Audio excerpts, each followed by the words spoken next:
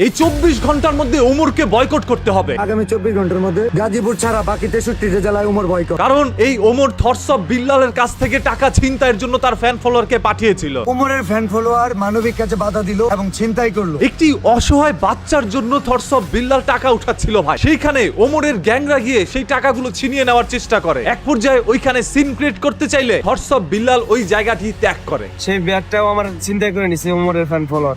এই ছিনতাইকারী ভাইগুলোর কাছ থেকে এই জিনিসটা ওমর ফেরত এনে দিবে। ওমরের ফ্যান ফলোয়ার কতটা নিকৃষ্ট হলে একটি বাচ্চার চিকিৎসার কাজের জন্য বাধা দিতে পারে। ওমর, এত বড় নিকৃষ্ট কাজটা তুমি কিভাবে করলা? হ্যাঁ, এইভাবে একের পর এক কন্টেন্ট ক্রিয়েটররা প্রতিবাদের ঝড় বসিয়ে দিয়েছে। তার মানে এই না আপনি দোষ করবেন আর আমরা প্রতিবাদ করব না। গতকাল রাতে ঠাকুরগাঁয়ে আপনার কিছু ছাত্রী মার্কা ফ্যান ফলোয়ার বিল্লাল ভাইয়ের মানবিক কাজে বাধা দেয়। থটস অফ বিল্লাল চ্যালেঞ্জ নিয়েছিল এক সপ্তাহের মধ্যে 10 লক্ষ টাকা উঠাবে এই ছোট্ট বাচ্চার চিকিৎসার জন্য। সেখানে মাত্র 47 ঘন্টার মধ্যেই থটস অফ বিল্লাল 10 লক্ষ টাকা উঠাতে সক্ষম হয়েছে। এখন আপনি বলেন 15 লক্ষ হয়েছে কিনা এটা স্টেটমেন্ট বলেন। হ্যাঁ, 15 লক্ষ টাকা হয়ে গেছে। আমরা আমাদের সাইমনের চিকিৎসার জন্য আর একটি টাকা কারো কাছ থেকে নিব না। এবং তার চিকিৎসার জন্য সেই টাকাগুলো ইতিমধ্যে তার পরিবারের কাছে হ্যান্ড ওভার করেছে।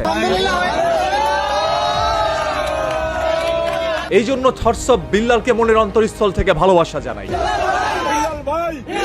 অন্যদিকে এই থটস অফ বিল্লালি আবার অন্য একজন কন্টেন্ট ক্রিয়েটর জুয়েলকে বলেছিলেন, তুমি কেন এখন পর্যন্ত তার জন্য টাকা উঠায় দাও নাই? অন্ততপক্ষে 1 লক্ষ টাকা তো দিতে পারতা। এটা শুনে আবার জুয়েলও জবাব দেয়, 24 ঘন্টার মধ্যে 1 লক্ষ টাকা দিতে হবে কেন? তুমি কি আমাকে বাধ্য করতে পারো? ভদ্রতার পরিচয় দাও। একটা সময় এই থটস অফ বিল্লালকে মানুষ সম্মান করত, অন্যদিকে জুয়েল ভাইকেও মানুষ সম্মান করত। আজকে একে অপরের সাথে লেগে তাদের সম্মানটা তারা হারিয়েছে। তারপর তুমি খোঁচা মেরে কেন এই ধরনের পোস্ট করো? থটস অফ বিল্লালের এখন কোনো ফেসবুক পেজ নেই, আপনারা সবাই এটাই জানেন। আমার পেজ আছে, আমি এখানে 1 টাকা ইনকাম করার জন্য আসিনি, টাকা দিতে আসছি। এরপরও একটি লোক কিভাবে 10 লক্ষ টাকা উঠাতে সক্ষম হয়? তিনি নিজেও কিন্তু 1 লক্ষ টাকা দিয়েছে সেই বাচ্চার চিকিৎসার জন্য। 1 লক্ষ আমি দিলাম। দেখেন ভাই, থটস অফ বিল্লাল পাগল হোক আর ছাগল হোক, তিনি একটি মানুষের উপকার করেছে, এটাই হচ্ছে সব থেকে বড় কথা। অন্যদিকে ওমর কিন্তু বলছে, আমি একটি বাচ্চার জন্য টাকা উঠিয়ে দিয়েছিলাম, সেই বাচ্চাটি ট্রিটমেন্ট করা হয় নাই, সেই বাচ্চাটি বিনা চিকিৎসায় মারা যায়, যার কারণে এরপর থেকে আমি আর কখনোই কোনো মানুষের চিকিৎসার জন্য টাকা উঠিয়ে দেই নাই। আরেকটা বাচ্চার পেটে ক্যান্সার ছিল, ওই বাচ্চার জন্য ফান্ডিং করলাম, 3 দিনে 3,50,000 টাকার উপরে তুলে দিয়েছিলাম। কিন্তু ওই বাচ্চাটার পরিবার ওই টাকাটা দিয়ে তাদের নিজের পারিবারিক কাজে ব্যয় করে, বাচ্চাটা চিকিৎসা কমপ্লিট করায় না, বাচ্চাটা মারা যায়। এরপর আমি ফান্ডিং বাদ দিই।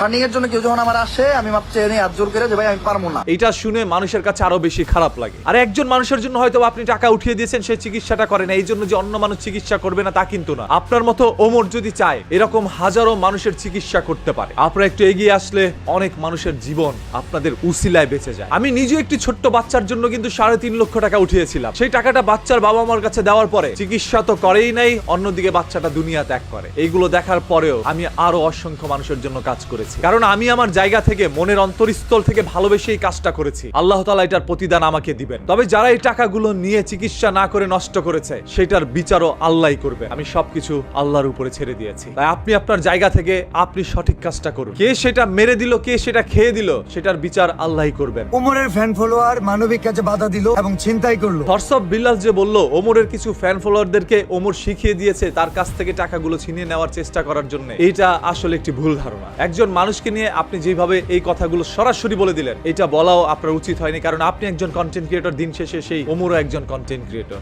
এত বড় একটি ব্লেম দেওয়া একজনের বিরুদ্ধে, এটা কিন্তু আসলে একজন ভালো মানুষের কাজ হইতে পারে না। অনুপ্রেরণা আরেক নাম লেউটা ভাই উমর। ফুটপাতের পোলাপান নাই, পারিবারিক শিক্ষা, বিয়ার বয়স হয়েছে তবু বিয়া করে নাই, কারণ দাঁড়ায় না তার ফাঁকি, দুধলিং করার বাকি। যেহেতু আপনি একজন বাঙালি, সেহেতু এটা আমাদের বোঝার বাকি নাই আপনি কতটুকু গালি দিতে জানেন। প্রত্যেকটা মানুষই কিন্তু গালি দিতে জানে, কিন্তু দিয়ে দিলেই যে আপনি বড় হয়ে গেলেন তা কিন্তু না। কিছু সময় সবকিছু শুনে চুপ করে থাকাই বড় ব্যক্তিত্বের লক্ষণ। বাই দ্য ওয়ে, এই সম্পর্কে আপনারা কে কতটুকু জানেন একটু কমেন্ট করে জানান, দেখতেছি আপনাদের সবার মূল্যবান মতামত। আর হ্যাঁ, ভিডিওটি শেয়ার করেন যাতে করে সবাই জানতে পারে থটস অফ বিল্লাল একটি মহৎ কাজ করেছে।